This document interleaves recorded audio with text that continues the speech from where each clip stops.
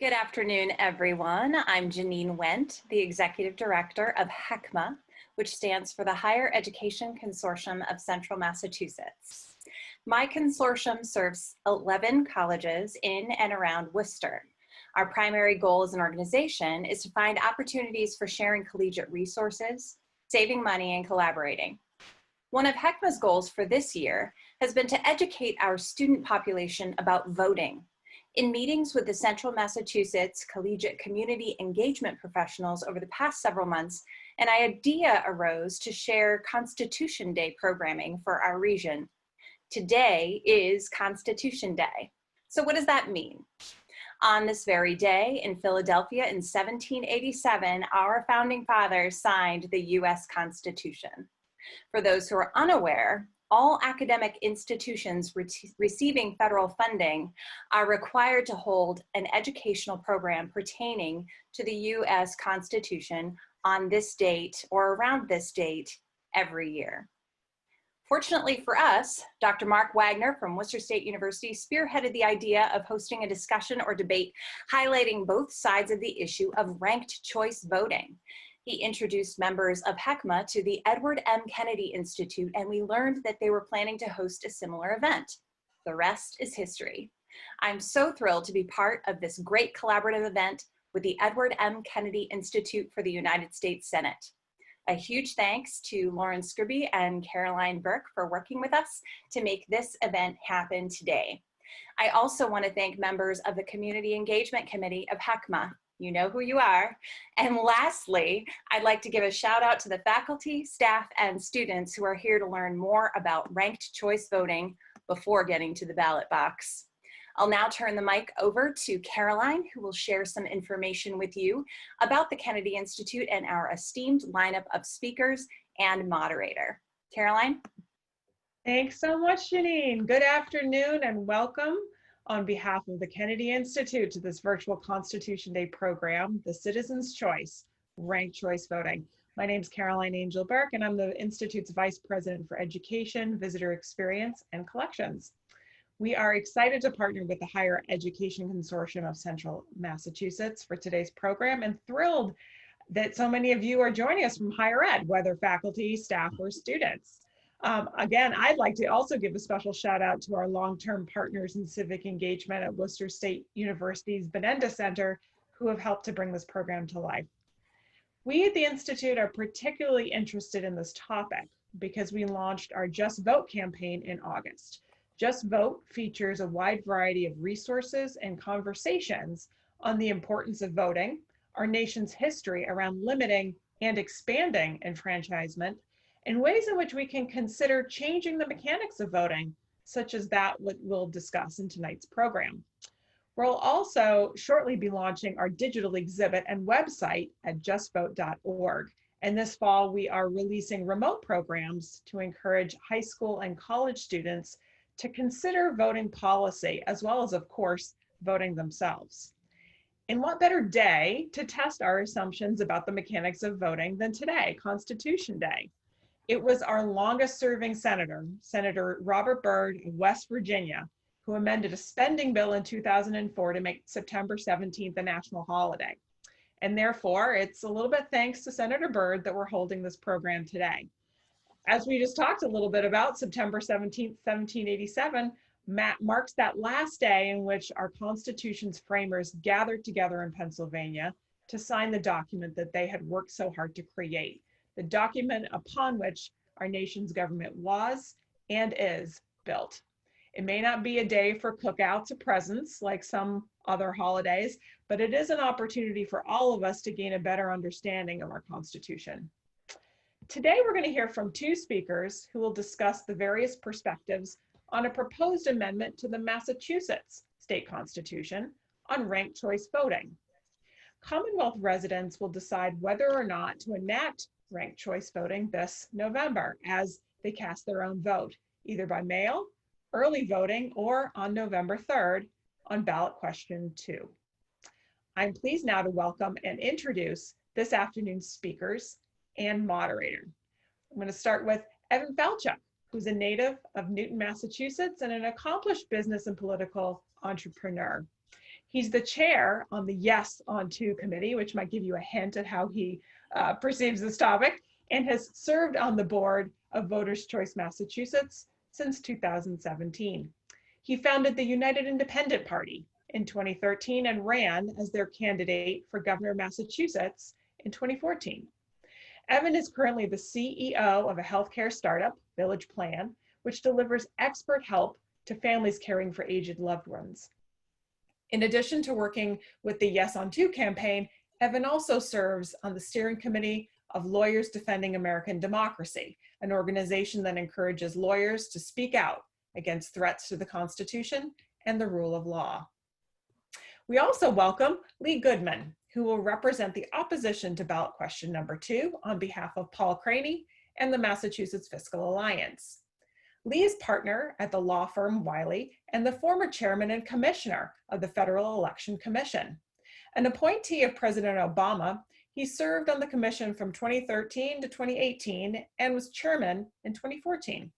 As chairman, he successfully led the rulemaking to conform the agency's regulations to the Supreme Court's Citizens United and McCutcheon decisions and championed free speech on the internet and free press rights.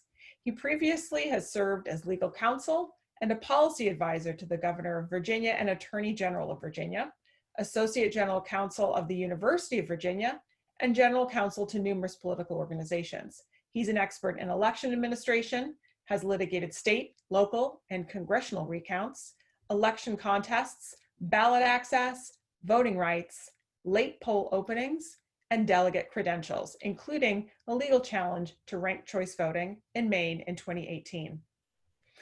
Last but certainly not least, our moderator today is Carrie Saldo, and an award-winning print, broadcast, and digital journalist. Carrie is a Worcester Bureau reporter with GBH News. She's reported for several PBS and NPR member stations, as well as newspapers and magazines. We really hope that you enjoyed today's program, and now I'll pass things over to Carrie.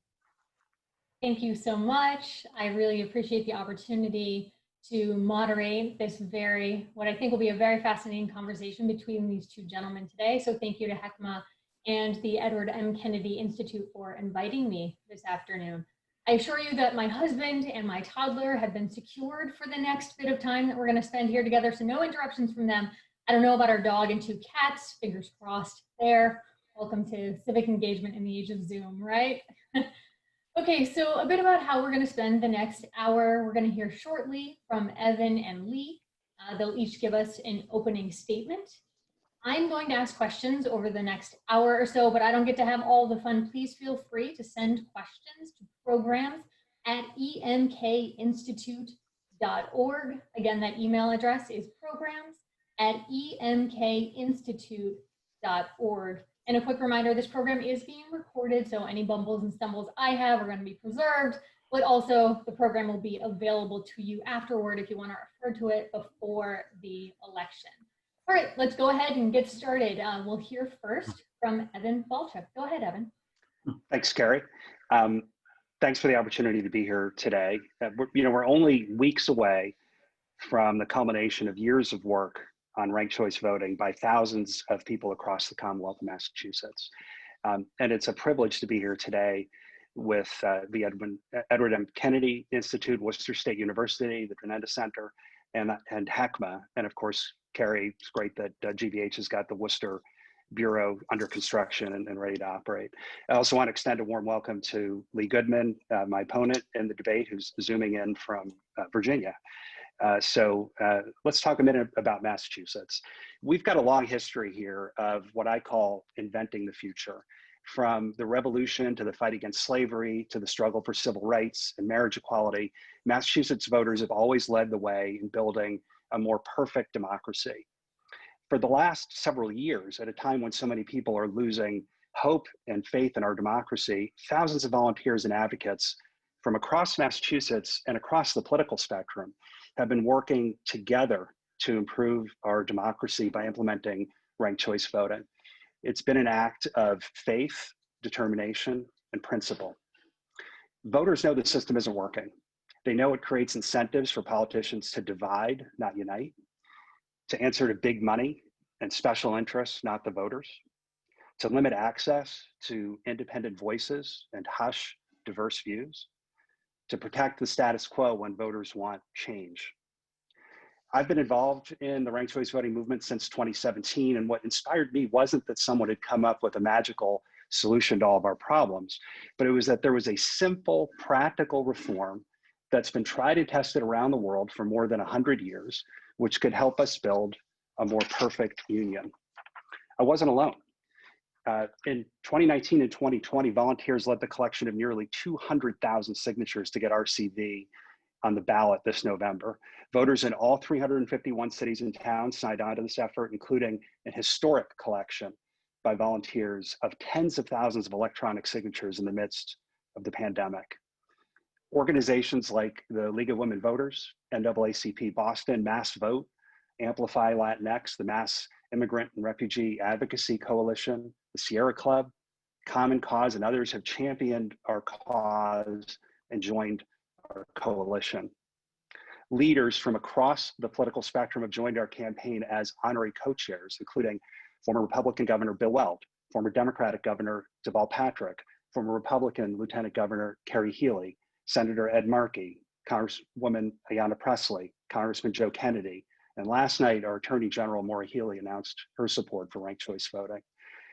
It's a grassroots movement for ranked choice voting of thousands and thousands of ordinary voters using the power vested in them by our initiative petition process to change our democracy for the better. We're tired of zero-sum politics. We're tired of a lack of choices. We're tired of spoilers and split votes and voting in fear. We're tired of politicians ignoring us if we're not part of their base. We want consensus. We want our voices to be heard. We want new choices, new ideas, and new voices. And we're working hard to make these things into a reality. Now, this is a debate, and Lee is my opponent, and Lee and other opponents are trying to protect the status quo, first past the post voting. But I want to talk about what ranked choice is very quickly. It's simple. It gives voters the choice to rank candidates in order of preference. You can vote for just one candidate like you do now, or you can rank your first, second, and third choice. If your favorite candidate doesn't win, your vote is instantly counted for your second choice. So candidates have to compete for every vote. Ranked choice voting ensures that the winner has majority support and reflects the will of the people. Our current system doesn't do that. Instead, it's possible for candidates to win elections with a small percentage of the vote. In fact, here in Massachusetts, in the district where I live, we just had a congressional race with 9 candidates where the winner won with 22% of the vote. That's right, 78% of voters voted for someone else other than the person who won. And over 40% of races in Massachusetts with 3 or more candidates have this exact thing happening. Democracy is supposed to mean majority rules. 22% doesn't even come close. Ranked choice voting is simple, it's fair, it's easy. If you can rank your favorite donuts at Dunkin' Donuts, like so many of us do every day, you can rank your candidates. Ranked choice voting is constitutional. Court after court have upheld ranked choice voting. Ranked choice voting will help diversify our elected leaders, help level the playing field for women and minority candidates, give Black and Latino voters more voice. Lee's going to try to refute these facts. I know because he's made these arguments before, and because of these are the arguments that ranked choice voting opponents have made over and over again, including up in court in Maine. You see, Maine voters enacted ranked choice voting back in 2016, had their first election using it in 2018, and they've tried to overturn that referendum victory in Maine, and they've tried to overturn the first election run under ranked choice voting. It hasn't worked. They haven't come up with arguments good enough to convince a court, whether it's on the facts or on the law. So when you hear these arguments again today, remember, they've all been rejected over and over again. Ranked choice voting is simple. It's a fair upgrade to our democracy. And faced with the current system that we know doesn't work, we're not here to say that ranked choice voting solves every problem, but it addresses so many of the big ones. The prospect of changing our system today to something that's better, more effective, and more fair, well, that's the kind of thing Massachusetts voters love to do. One last comment, and it goes beyond the scope of ranked choice voting and this event. It is really important for everybody to register to vote. If you haven't registered to vote, please do so. If you have registered to vote, make a plan to vote, whether it's by mail, person, on election day. Just make sure you do it. I mean it when I say that the movement for ranked choice voting is an act of faith and determination and belief in the American system of self-government. And if I know the people of Massachusetts as well as so many of us do, we will rise to that challenge and make our democracy better this November. Thank you. Thank you very much, Evan. Now we'll hear from Lee Goodman. Well, that was an eloquent opening by Evan. And let me start by acknowledging a few things. First, ranked choice voting is a system of voting that has been with us for well over 100 years. So it's, while it sounds exotic to some, it has a long history. It has a mathematical logic built into it. I'm not here to tell you that it doesn't have its advantages, but I am here to try to convince you that there are many costs associated, many downsides associated with a system of voting that tries to collapse a runoff election onto one ballot on one election day. That often, and the effect of that contortion of collapsing a runoff election on one ballot on one election day actually introduces many downsides and costs to voters and burdens on voters that the voters of Massachusetts should be aware of when they decide if they prefer one voting system over another. So let me run through the principal weaknesses of it. First, the system of ranked choice voting, or it also goes by a different name, which is called instant runoff voting, because it affects the runoff election on the same day through multiple rounds of counting multiple preferences of certain voters. It tends to be a solution to a problem of majoritarianism. When a state or some voting jurisdiction finds that it is having problems congealing majorities to give government and public officials legitimacy, they start looking at other ways to capture, to afford voters the right and the ability to recalibrate their votes and then give a plurality winner an absolute majority. Evan just mentioned a 22% election in his congressional district. That was actually a primary election. When I look at the general elections of Massachusetts, I don't see a majoritarian problem. Most of your elections are being decided by 60% or greater, even with independent and third-party candidates in the race. Senator Warren won with over 60%. Governor Baker won with over 60%. I don't see a pronounced majoritarian problem like they had in Maine. When Maine, people became energized to have an alternative voting system to try to corral second and third and fourth choice votes around one candidate because they had a governor elected with 38% of the vote. Massachusetts is a fairly solid blue state, and like California, which has had its problems with ranked choice voting. And so I don't see the compelling problem that cries out for ranked choice voting to solve it here. And there are other alternatives that you can consider, such as actual runoff elections, such as giving people multiple ballots to vote in on election day that actually show them what their choices would be in conjectural runoff rounds. But as it is contemplated in Massachusetts, it runs into several problems.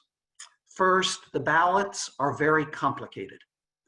And studies show that there are demographic disparities in the voter interaction with the complexity of this ballot.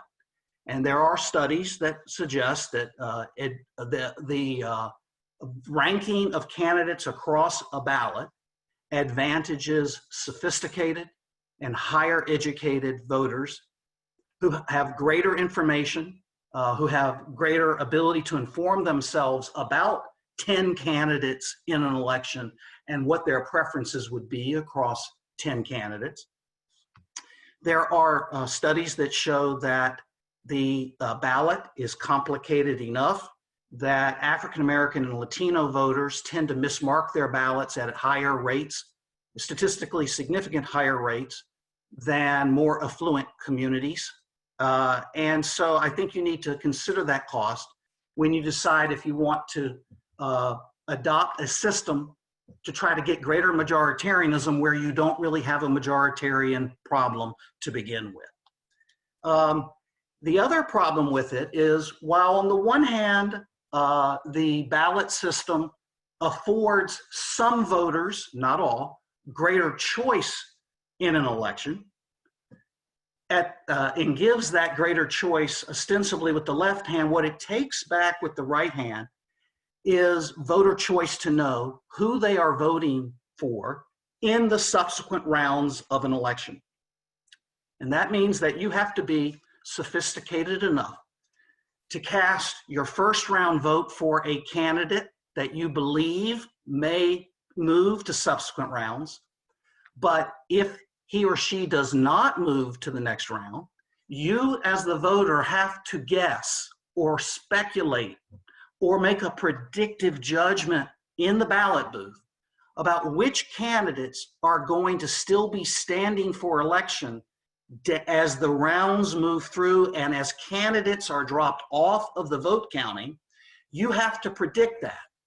And that applies a lot of cognitive pressures to voters. And the studies again show that less sophisticated voters, less educated, some minority voters, and older voters, we see more older voters disproportionately being dropped out of the electorate as the vote counting moves down the ballot. So is it worth that cost?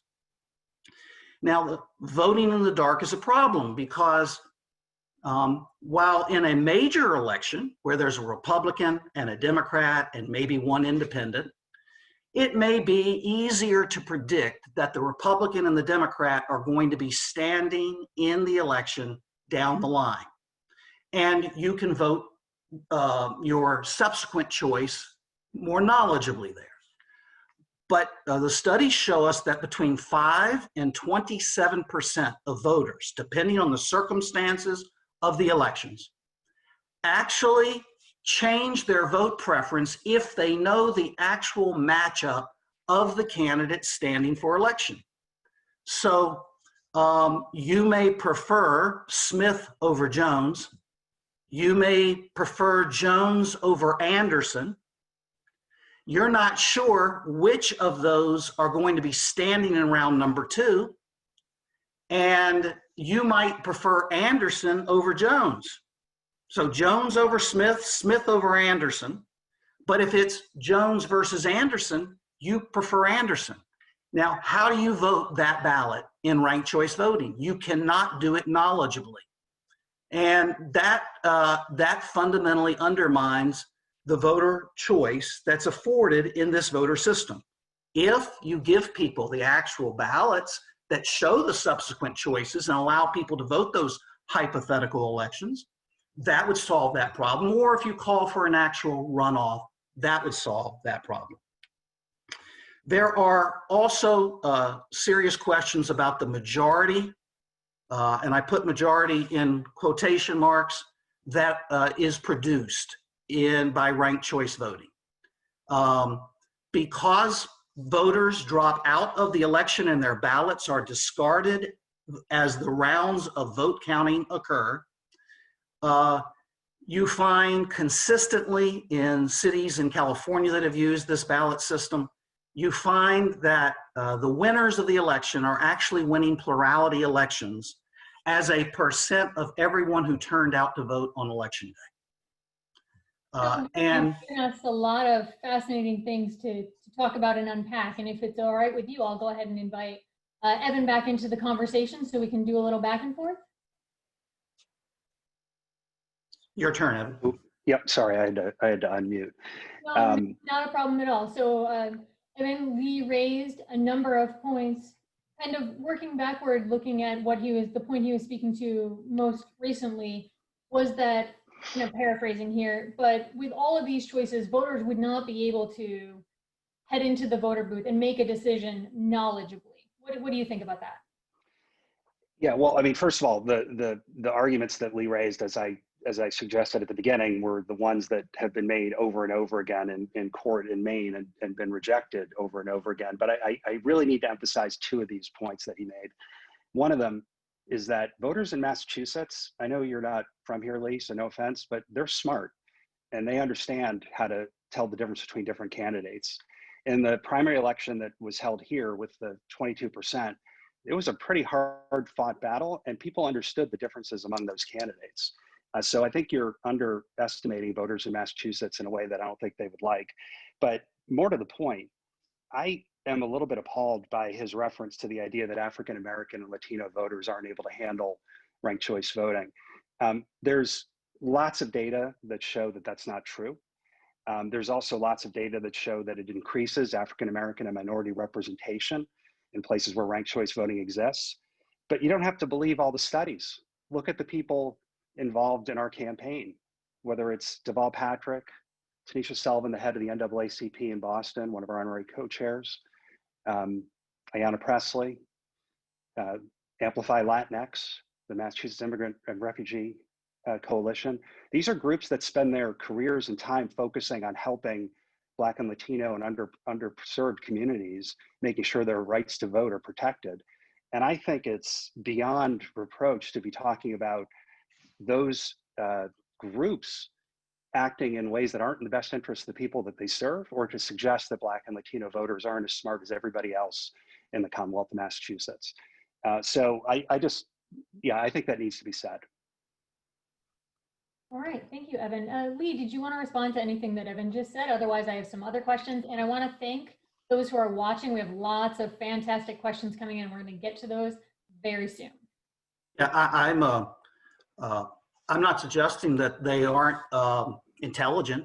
I'm suggesting that what I'm just merely reflecting what the studies show. And there's a Neely and Cook study from 2008. There's a Neely and McDaniel study from 2015. There was a report by Professor McClarty from Princeton this year in a Maine legal challenge, all of which document that you have greater exhaustion levels and or greater overvote totals in minority majority districts. And one legal challenge that has never been brought to ranked choice voting is a Voting Rights Act challenge. A lot of people bring Voting Rights Act challenges based on what the statistics and studies show out of minority communities, without being accused of alleging that they are not intelligent and can't cast a ballot. And secondly, I would just say this. We're debating the merits and whether it's a better system of voting today. The fact that it didn't rise to constitutional significance in the opinion of the federal court in Maine doesn't mean that voters of Massachusetts should disregard these very practical and documented concerns about the voting system. And some of these concerns were raised by the U.S. Court of Appeals for the Ninth Circuit, and that issue has never been resolved. So you have a disagreement between the Ninth Circuit and the Federal District Court in Maine. There was, just Carrie, one quick comment. There was a voting rights challenge made in Maine and they lost. And one of the things that was argued in Maine was that older voters weren't capable of handling a ranked choice ballot. And there was no evidence. In fact, the judge utterly destroyed the expert for essentially cooking the books on what the data was. But look, Lee, if you want to be condescending in this way to the Black and minority voters and the thousands of folks of color in Massachusetts that support ranked choice voting by talking about these studies, you're perfectly free to do so, and I think the listeners can come to their own conclusions about that. But it's not true. And the fact that it increases voter participation, that it increases minority and women and people of color representation in our democracy is one of the ways in which this makes it better. So so yeah, that's just a really critical feature of what we're doing here, not something else. Yeah, well, there has not been a Voting Rights Act challenge that went to merits. And in Maine, the court rejected a Voting Rights Act challenge for lack of standing of the plaintiffs to bring it. So Right, there is no. Yeah, if you want to keep bringing litigation that loses, go for it. But this is about the merits of this, and I think voters want this. That was my point. We can discuss the merits of the voting system. There are other legal theories that have not been answered under the Massachusetts Constitution as well. But I thought we would largely discuss the merits of the voting system. Let's talk about that issue of constitutionality, shall we? It is Constitution Day. Evan, is ranked choice voting constitutional? Yes. So we have a federal constitution in the United States, which we're celebrating today. And then, of course, Massachusetts has its own constitution. It's clear that ranked choice voting is constitutional under the federal constitution.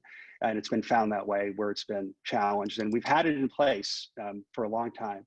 In Massachusetts in particular, we've had a form of ranked choice voting in place in Cambridge for a very long time. And it was actually litigated in a case in 1941 that found it was constitutional.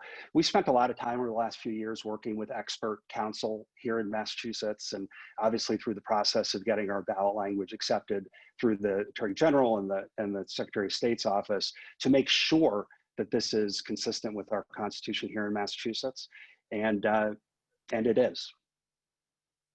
How about you? Is ranked choice voting constitutional? Well, I can tell you that in Maine, the Supreme Court of Maine held ranked choice voting unconstitutional under the Maine Constitution, which provided for elections to be decided by plurality votes. Now, the Massachusetts we don't have that. Yeah. The Massachusetts Constitution, Article 14 of its amendments, provides that the person having the highest number of votes shall be deemed and declared to be elected. Now, Evan just mentioned the 1941 Massachusetts Supreme Court decision that had to deal with that issue. And that provision of your Constitution was not at issue because it was a local election. And the constitutional provision applied only to the other offices in the state that would be covered by this ranked choice voting rule. Now, the other thing the court said in that case was that this amendment to the Massachusetts Constitution was adopted to provide for plurality elections, to dispense with the requirement for an absolute majority when it was adopted in the 1800s. So it is an open question in Massachusetts. Now, if you believe in ranked choice voting, I wouldn't encourage you to vote against it based on whether or not it's going to ultimately be ruled constitutional or not. It might matter to you, but there are a lot of things that we, as voters and as policymakers, that we support and that we're willing to have litigated to find out. So, but is it constitutional? It may or may not be under the Massachusetts Constitution. I mentioned the Voting Rights Act, and I also mentioned that the U.S. Court of Appeals for the Ninth Circuit said that it is at least an open question about whether forcing people to vote in the dark and precluding them from recalibrating their choice to a knowledgeable choice in the subsequent rounds might violate the Due Process Clause or the Equal Protection Clause. That's at least an open question in the Ninth Circuit, and the Ninth Circuit raised that issue. All right, thank you, Lee. So let's look at where this would be applicable. Are we talking about state elections, Evan, local elections, federal elections? How would this apply if it does, in fact, get approved by voters? Yeah, well, the elections that this applies to are federal and state elections. I also want to point out, because this is an important point relative to the constitutionality of this issue because that's pertinent to the state and federal election question. Our Constitution in Massachusetts does not define what highest number of votes means. We expressly put together a ballot question with that in mind so we could define what the highest number of votes means. So we've thought through, this has been a very deliberate, thoughtful process with a lot of expert attorneys. And as you said, I mean, if you guys want to litigate it to try to thwart the will of the people of Massachusetts, as has been attempted, that's a choice. But our Constitution has the ability to be a living, breathing document as it truly is. But it would apply to those federal and state elections in Massachusetts where we have a single winner in a multi-candidate race. And Lee, what do you think about that being ranked choice voting being applied to those races? Well, the only one if the people want those, I mean, that's what's before the people, and they can choose that, and they can choose the elections. It is a constitutional change in your state. The only potential legal problem I see is applying it to the primary elections, because there you're implicating the rights of the political parties and you're conditioning their ballot access on going through a voting system that they may not prefer and that may distort their party selections of candidate in a way that they object to, and that you're conditioning their ballot access on that. So there is a potential First Amendment problem lurking in the constitutional challenge as applied to primary challenges and the party's preferences for how and who they nominate to be their candidates. Yeah, I mean, in Massachusetts, the state governs the primaries and sets the rules. Some states do it differently, but here the state runs the primaries under the Secretary of State. Mm-hmm. Great. And so in terms of looking at this is an issue that, if it is approved, would become effective in 2022, if I have that correct. Evan, is that enough time to make the changes that would need to happen to make this ranked choice voting system fall into place? It is. I mean, we have a very well-respected and competent Secretary of State and staff at that organization, and clerks all across the Commonwealth. And we've spent the last couple of years talking to the folks at the Secretary of State's office and clerks all across the Commonwealth to help them understand how this works, what it would mean in terms of how they would do their counting. Look, we've seen that combination of the Secretary of State's office and the clerks has done a great job of being able to run elections in the context of the pandemic with the primaries that have taken place. And given the 2 years that they'll have to get ready to implement ranked choice voting, I have every confidence they're going to be able to do a great job. Lee, are there aspects of rollouts you've seen in other communities that you feel like this is a reason that you hold up why you do not support this system being used? Well, I think that it's been templated enough that your state can do it. There is a cost to doing it. You often have to buy new software, sometimes new equipment, in order to facilitate the counting. In other words, some of the existing equipment is not equipped to rank the candidates and count them across a grid like that. And we've also seen limited resources where a recount was done in Maine, where all of the ballot materials had to be shipped to a central location because that was the place where they had the system that could accommodate the recount. So there will be costs of transition to this system. I don't know what the fiscal impact statement would show. Evan, maybe you know if there's a fiscal impact statement of this, but various states and localities have found it to be expensive, at least in the initial transition over. Evan, do you want to speak? Yeah, I mean, in Maine, the software that they bought to run the election cost a total of $23,000. So it wasn't a significant expense. And I think the total cost of running the election had been estimated to be well over $1 million, but it ended up being something like $100,000. The good news in Massachusetts is that we use paper ballots. We have the machines. None of that needs to be changed in order to run this election. And the clerks are fully capable of handling the process associated with this with a not significant cost. Talked a little bit about process and money. Let's look at how this may or may not impact campaigning. Lee, do you think that this would change the way that candidates hit the streets, or in these days hit Zoom to campaign?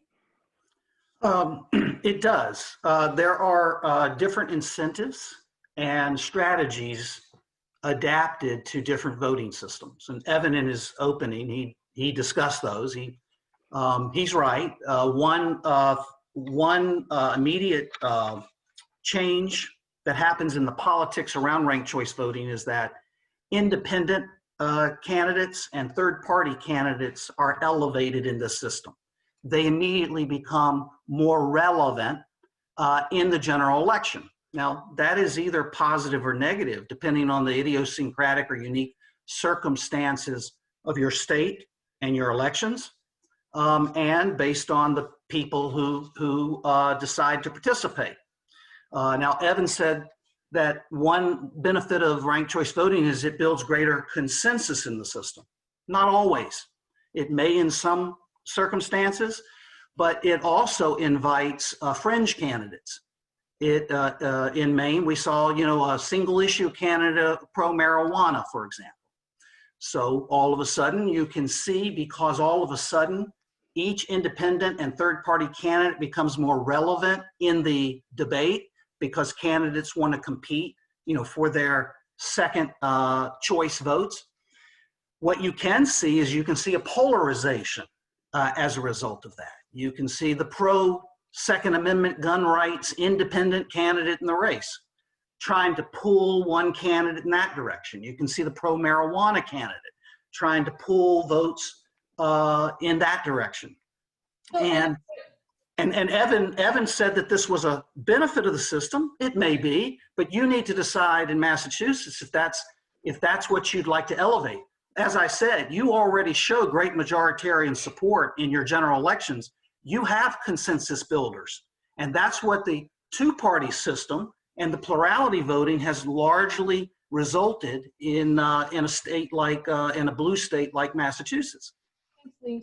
So Evan, what's your take on how this may or may not impact campaigning if ranked choice voting does go ahead and move forward with the voter in Massachusetts? Well, there's study after study that show that it changes the way people campaign to be more. Look, when I ran, and by the way, Lee, I don't think it's true that we've had all these races that are majoritarian. Like when I ran back in 2014, Charlie Baker, who won, he won with less than 50% of the vote. And we also had a very fringe right-wing candidate in that election as well.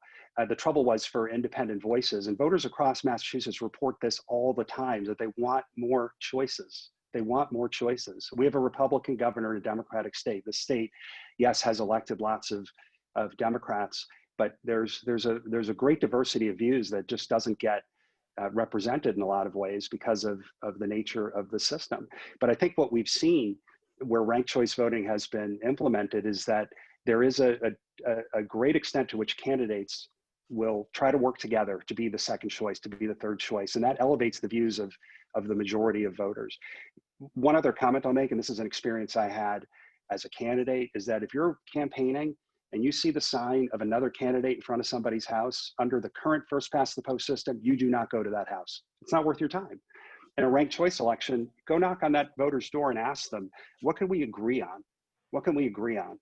I think our world would be such a better place if that's how our candidates and elected officials were incentivized to act. And yes, there are potential bad downsides. There was a case in Santa Fe that uses ranked choice voting where there was a quote by someone that said there is such thing as being too nice, because the candidates were all trying to be friendly with each other. So I would rather have that problem than what we see today with people trying to bash each other over the head with every issue. Yeah, I want to rebut that, because what you see in ranked choice voting often is because the independent and fringe candidates are coming to the race. Let's take a ranked choice voting system where there is a fringe right-wing candidate against Charlie Baker. Charlie Baker now has to appeal to the fringe as opposed to moving to the middle. And so what you do is you can see less moderate politics as a result of these independent, or I think Evan calls them diverse, viewpoints being more relevant in the debate. By the way, people of Massachusetts, you may choose that, okay? But you should be aware that what Evan's really arguing for now, and he's really giving the truth behind the movement, which is let's elevate independent third-party voices and make them more relevant in the political process.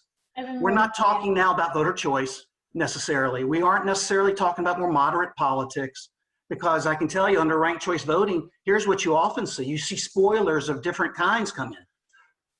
Bruce Poliquin in Maine had a candidate who ran against him who was solely an anti-Poliquin candidate and ran solely against the incumbent Poliquin. And you see, my point is, you're not going to necessarily see more moderate politics or more consensus politics. You don't necessarily see that. Let Evan go ahead and have a chance to respond. Yeah, I think that the State Democratic Party of Massachusetts, which endorsed ranked choice voting, would be surprised to hear that the purpose of it was to elevate competing voices.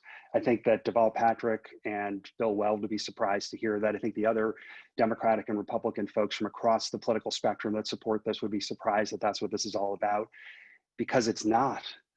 Like many of the things that has been said so far, these things just simply aren't true. But look, on the spoiler point, ranked choice voting eliminates the spoiler effect. It eliminates it. It's no longer an issue. Look what's happening right now in places like Wisconsin and Michigan, where people are trying to get Kanye West on the ballot. And some of it has been supported by Republican folks trying to do weird things. The purpose of Kanye West being on the ballot is not so that Kanye can potentially win Wisconsin. He's not going to win Wisconsin. The purpose of it is to try to draw away enough votes from Joe Biden so that it affects Donald Trump's election opportunity. That's not good. And in a ranked choice election, Kanye could be free to be on the ballot in all 50 states and it would not affect the outcome of the election. People that wanted to vote for Kanye because they thought we need someone like Kanye in the White House could go vote for Kanye. And it wouldn't make for any kind of spoiler effect. We need to get rid of that. We need to get rid of the notion that voters have to be able to vote for their person they really like, versus worrying about voting for someone that's going to cause someone else to win. And that's an improvement. That's an upgrade from an old broken down system that people don't like. I'm going to ask us to leave the conversation at this point in the conversation here. We have a lot of questions from people who are viewing via Zoom, and I want to get to some of those. So let me go ahead and do that. This is a question that asks about every town's voting machines. Can they handle this process, or will ballots be transported to another facility or subsequent counts when needed? Evan? So again, this is something that the Secretary of State's office will have the final discretion on exactly how to implement it. My sense of how it may work is that the initial count can be done locally, which is it's done at the precinct level in our current system, and it'll continue that way. For the subsequent counts, the likelihood is that those ballots would then have to be transferred to the Secretary of State for central counting. But again, that's something that's totally up to the Secretary of State to determine, and there are lots of ways to do these things on a local basis in ways that support the same outcome. Any concerns for you around that counting issue? Oh, no. States have to buy voting equipment and tabulators. Sometimes it's as easy as trading out one software for another software, and the expense isn't great. But I can tell you where we had a recount in Maine, the localities were not equipped with the software to run the recount. And therefore, everything had to go to the central system to be done. In Massachusetts, we have, like, most of the voting machines are able to do this. There also happens to be a fairly substantial amount of federal funds that had been appropriated starting actually back in 2008 to upgrade election systems. So to the extent additional voting machines need to be purchased, there is federal funding available to cover the cost of that. We do have a question about how things rolled out in Maine regarding ranked choice voting. And this question is, what needed to be done in Maine, if anything, to educate Maine voters to navigate their voting ballot, and how could we improve on that in Massachusetts? Well, first thing is that there was some data indicating there was confusion among voters. Now, some political scientists say that the confusion resolves after a few elections when people become more comfortable voting in the system. One thing that I would recommend that Massachusetts do if it adopts this voting system is requires a lot of voter education to make voters comfortable with it. And the instructions that accompany the ballot need to be very clear on all of the alternatives about voting for one candidate versus voting for filling in every choice. And what happens if one of the candidates you voted for, somewhere down the line between round 1 and round 10, if one of your your preferences drop out of the election, that your ballot is going to be discarded from the election. That was not well explained in the instructions given to Maine voters. And Evan, what do you see will be the education issues that would need to take place if this is approved in Massachusetts? Look, we've been educating voters across Massachusetts for years now, and it's actually been a fun process because some of the events we did pre-COVID involved saying, hey, we've got 3 different kinds or 4 different kinds of dessert available, and you give people a ranked choice ballot and they rank, you know, I liked the brownie, I liked the cupcake, I liked the donut, and I liked the cruller, I don't know.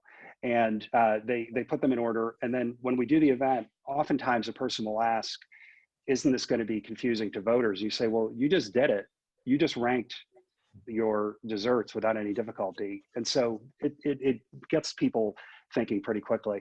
But I expect that one of the things that's going to happen is not only are we going to continue to educate voters as we have the last few years, we're going to continue doing it after the election. But again, the Secretary of State is really good at this. And there's a strong effort among clerks and among the people in all the various cities and towns in Massachusetts to make sure voters know how to vote, know where to vote, and this will slipstream into that really nicely. Yeah, I just respond that the education is more complicated than brownies and donuts because we aren't electing brownies and donuts. We're electing candidates with unique and idiosyncratic qualifications for office, unique and idiosyncratic positions. And if it's so simple, Evan, how would I mark my ballot if I prefer a plain donut over a chocolate donut? I would prefer a chocolate donut over a strawberry donut. But if given the choice between the plain donut and the strawberry donut, I will pick the strawberry donut. Mm-hmm. How do I ensure that I'm in that final count if the 211 people who are participating in this Zoom meeting right now are going to make those choices? So you and I right now, we don't know what the top 2 are going to be. Is it going to be plain and chocolate and strawberry? How do I mark my ballot intelligently? Sure. Well, and let me play it out one more way. I prefer Bush over Trump, Trump over Rubio, but if it's Bush versus Rubio, I prefer Rubio. How do I mark my ballot in those scenarios? So in Massachusetts, we prefer Boston cream donuts over all those for sure. Okay. But look, if voters are faced with the choice of a plain versus a chocolate donut, and everybody says, yeah, you know, I'd love to have a strawberry donut, but if I pick the strawberry donut, everybody's gonna end up eating chocolate donuts, so I can't do it. So you'll pick between the plain and the chocolate, and you'll say, well, you know, what are you gonna do? No one's ever gonna get a chance to have a strawberry donut. In a ranked choice election, people, you can figure this out. This isn't hard. If I put the 3 donuts in front of you, Lee, I believe, I don't know you that well, but I believe that you could figure out how to pick between those 3 donuts. And I think that most voters can too. I don't think you can, Evan. I don't think in the universe we have of 212 people on this call, I right now don't know who's going to end up choosing plain versus chocolate versus Boston cream, okay? And let's complicate it. Let's add strawberry and Boston cream. Let's add 4 candidates. My point is, you made the analogy, and I'm saying the analogy breaks down when you try to vote that in this academic setting in which we are. And right, people clearly you disagree on this particular point. We do have a lot of other questions from our viewing audience, and I want to get to as many of them as we can in the time that we have. So I'm going to move on. So another question is, since Massachusetts is solidly blue and does not have a majoritarian problem, is there evidence that minority, Republican, or fringe groups could end up with outsized influence if ranked choice voting is implemented? Evan? Outsized influence, no, but I think that what ranked choice voting is meant to do is to make sure that we're better gauging the will of the majority of voters. And in a time when we see voter turnout that's low, it's been going up over the last number of years, and lack of interest in elections. I think things that drive voter turnout can better reflect the majority of voters' preferences and open up the election. I mean, I feel like anyone who wants to run for office should run for office. But what happens so often in these multi-candidate elections is that there's pressure on you to drop out because you're splitting the vote. It happened in the primary that I've been talking about, where there were some candidates that had fairly similar views, and there was a lot of pressure on them to drop out. In fact, out of the 9 candidates in that race, they all support ranked choice voting, including the guy who won, okay, with the 22% of the vote. But there were 2 candidates that dropped out because they said they were worried about splitting the vote. And they said, it's terrible that I have to do this. In a ranked choice environment, I wouldn't have to, but I'm dropping out, I'm endorsing someone else. So I think there's enormous improvements that come with ranked choice voting. Yeah, if I could, and if I'm able to, I'd like to show 2 slides that get at this majoritarian issue that's embedded in ranked choice voting. So if you'll give me a second, let me see if I can pull them up.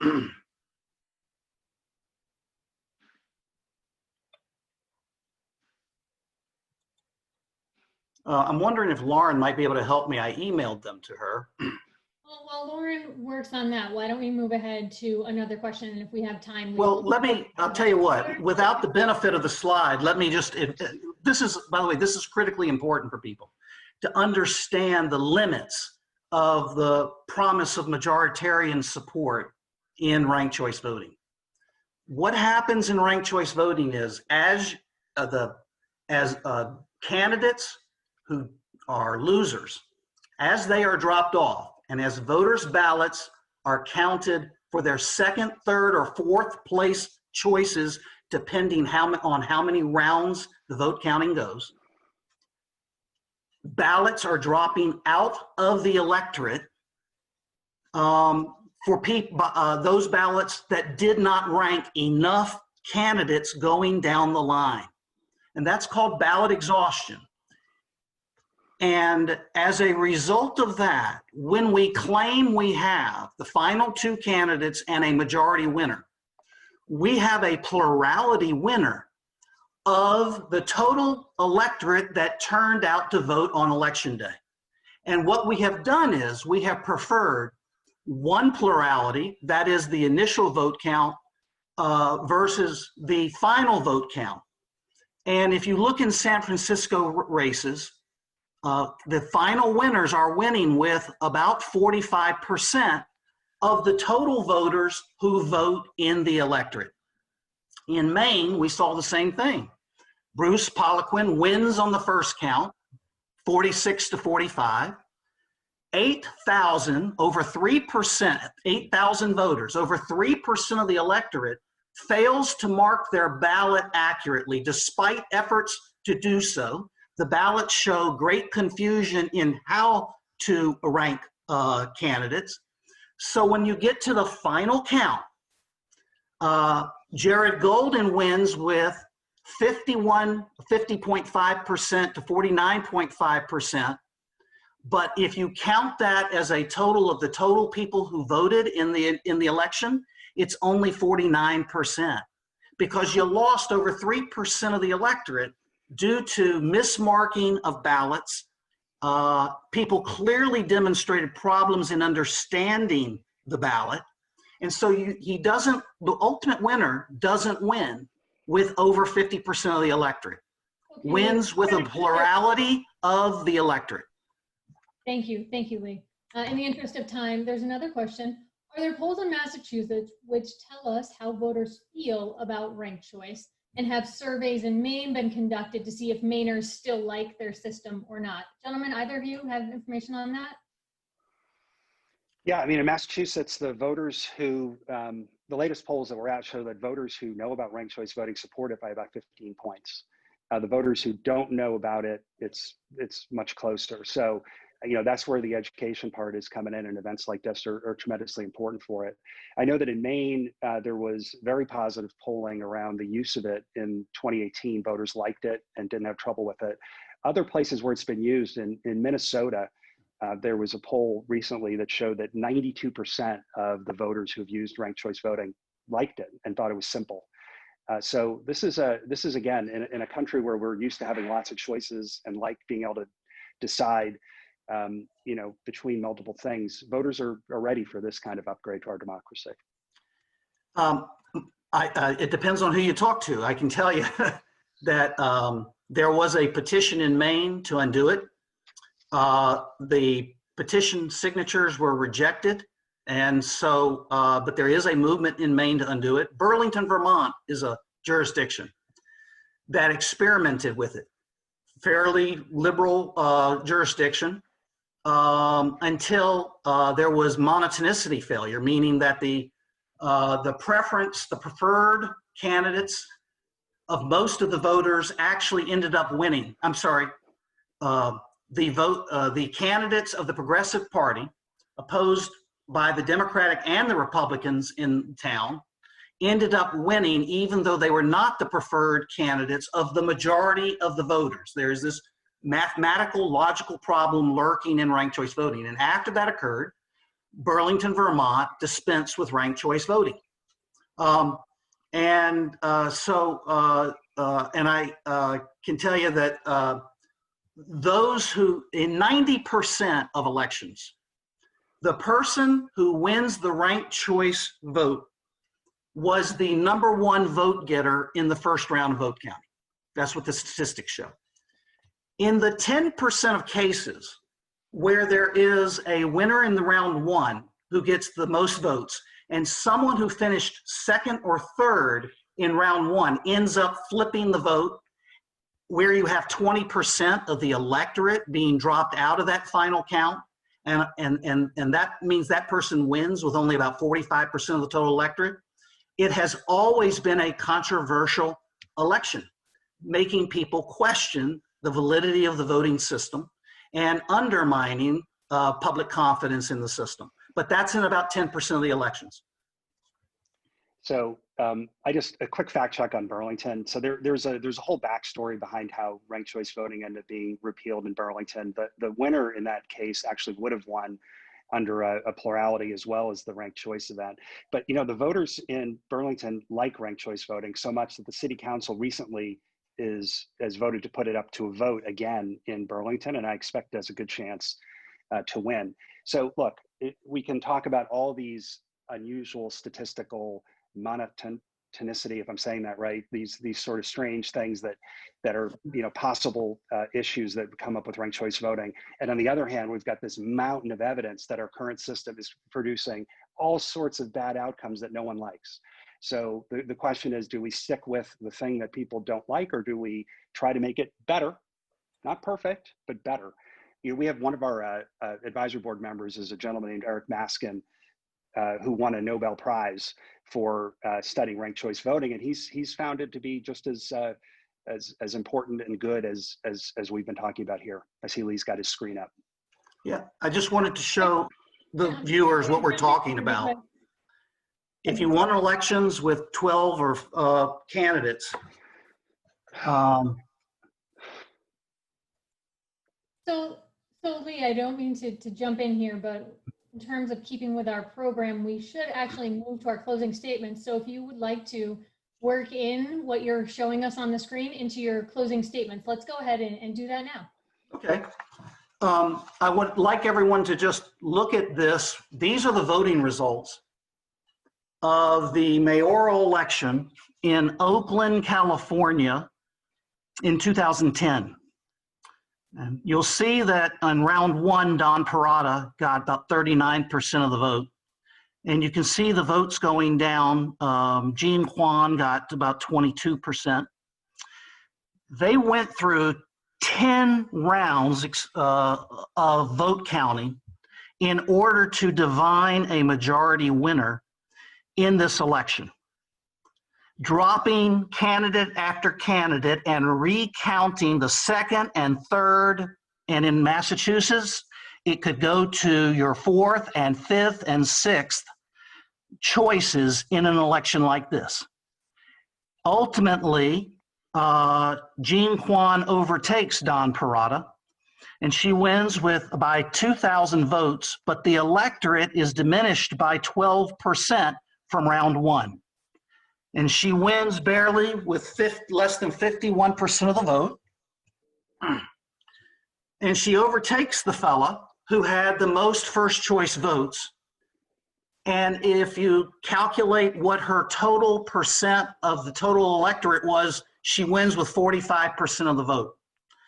And you should contemplate this type of chart before you decide you want all of your elections in Massachusetts to look like this election, where the ultimate winner wins with 12% and sometimes 20 or 25% of the initial voters being discarded from the election, with a vote total of 45% of the total electorate. And you win a very close election based on the preferences, sometimes the third, fourth, or fifth preferences, meaning very diluted tang, if you're, by analogy to, making a drink. The support you have is not necessarily majoritarian. Now, I'd like you to ponder your elections looking like the screen that you have, and don't take my word for it that this voting system, while it has its benefits, also has deep costs for voters. You can listen to 2 Democratic governors of California, both of whom vetoed ranked choice voting because they saw elections playing out like this with highly dubious majoritarian support claims. And Governor Jerry Brown said in his veto message, in a time when we want to encourage more voter participation, we need to keep voting simple. Ranked choice voting is overly complicated and confusing. I believe it deprives voters of genuinely informed choice. And then late last year, California Governor Gavin Newsom, another, again, a Democratic governor of a blue state who had experience with this voting system in San Francisco, he said in his veto message, ranked choice is an experiment that has been tried in several charter cities in California. Where it has been implemented, I am concerned that it has often led to voter confusion, and that the promise that ranked choice voting leads to greater democracy is not necessarily fulfilled. So if you want elections that spiral out like that, and you want that kind of choice, and you want to watch the mathematical machinations where people are elected with 4th, 5th, and 6th choice preferences of a minority of the total electorate, you just need to understand that disadvantage in the system. That's my closing point. Evans, up to you to rebut all of that. Thank you. Thanks. It's hard to know where to start exactly because we're used to these days things being presented in ways that are not exactly accurate. And in that Oakland case, just so you know, the part of the reason that all those folks kept dropping off is that Oakland at that time, although they've changed it since then, only allowed people to rank the top 3. So in a situation where you had 8, 9, 10 candidates, of course you're going to have people dropping off because they couldn't rank those folks, but they've since fixed that and changed it. And I'll also say that it's Rich, I know that you had been named the Republican Lawyer of the Year in 2019, which is a nice honor, but to have the Republican Lawyer of the Year from 2019 quoting Jerry Brown is quite interesting. But look, California, like Massachusetts, has a right to run its elections any way it wants. And California, like Massachusetts, wanted to get rid of plurality voting, and that's why they've got top 2 voting for their elections. So there are lots of reasons why Governor Brown and Governor Newsom had issues with ranked choice voting. Some of them had to do with their own personal experiences with it, but it doesn't change the fact that the voters in California don't like the plurality voting system, much like those of us here do not. But look, end of the day, this is about the future of our democracy in Massachusetts. And the question that voters in Massachusetts need to ask themselves is, are you satisfied with our politics today? Do you like the system in the way that it is currently run? Do you like the outcomes that we have? Do you like candidates that seek to divide rather than to unite? Do you want more consensus? Do you want more choices? Do you want your voice to be heard?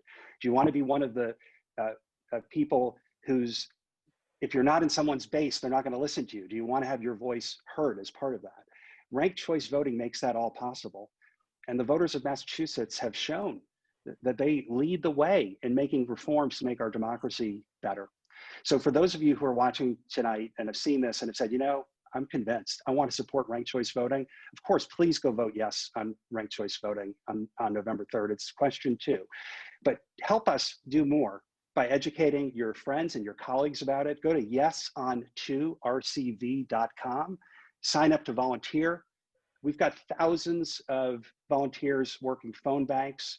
We've got yard signs available at porches all across the Commonwealth of Massachusetts. We need your help. We need your support. We need your votes. And we're asking humbly for your support on November 3rd. Vote yes on question 2. All right, Evan Felchuk, thank you so much. And Lee Goodman, thank you to you as well. I want to thank all of you who have watched this evening. And I want to thank HECMA and the Kennedy Institute for organizing this event and for asking me to moderate. It has been a fascinating discussion. I hope you all feel that you are now better educated about how you may or may not vote on question 2 coming up in this November. A reminder that a recording of this program will be available and it will be sent out in a follow-up email if you registered to join this evening. You're feeling fired up, you're feeling very informed and wondering, what do I do next? Well, folks have a few ideas for you. You can make sure that you are registered to vote. If you're not sure how to do that, Secretary of State Galvin's office has a handy dandy tool. It's a voter registration tool that you can look up through a simple Google search and you'll find it there. I used it today to double check that I, in fact, am still an active voter in Massachusetts. Also, be on the lookout from mail from the Secretary of State's office. It's gonna look something like this. Digital screens. It's the red book from the Secretary of State's office, exactly. And I have mine in my hand and you should have yours in your hands too. And if you haven't filled out your 2020 census yet, a reminder, go to 2020census.gov to go ahead and get that done. Check it off your civic list for this time period. A reminder again that Election Day is Tuesday, November 3rd, and ballot question number 2 regarding ranked choice voting is going to be on that ballot. I'm Carrie Saldo from GBH News. Thank you very much for asking me to moderate. Enjoy the evening, be safe, and we'll see you soon.